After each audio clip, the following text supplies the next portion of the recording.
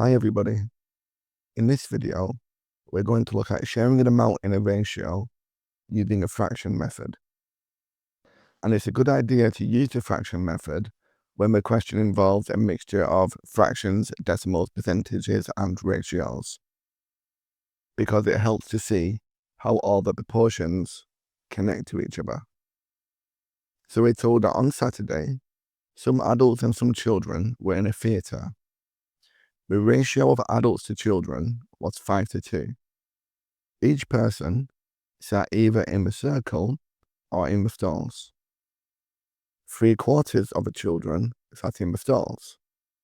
117 children sat in the circle, and there are exactly 2,600 seats in the theatre. We need to work out whether more than 60% of the seats were occupied on the Saturday. So you can see we've got a ratio, a fraction, and a percentages. So I'm going to deal with this question using fractions. This will help me connect the different proportions. So we need to write this ratio using fractions. So the fraction of adults, well, if there were 5 parts for adults and 2 parts for children, there will be 7 parts overall. So the fraction of our adults will be 5/7. And the fraction for children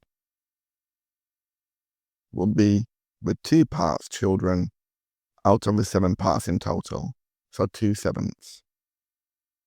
And then we're told that each person sat either in the circle or in the stalls, and 3/4 of the children sat in the stalls. So this means that 1/4 of the children would be sat in the stalls.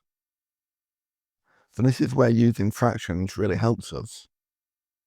We know 1/4 of the children, and the children is 2/7 of the people. We're told of a total of 117.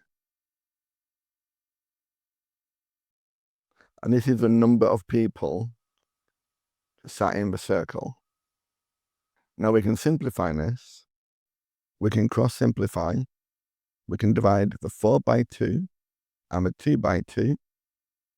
So we've got 1/14, the 2 times the 7 of all the people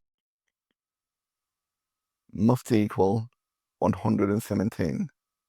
So the number of people will be 117 multiplied by 14.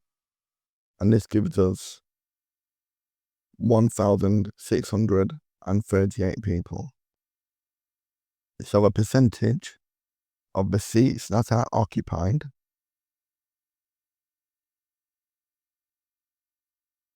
will be the 1,638 people out of a total 2,600 available seats multiplied by 100.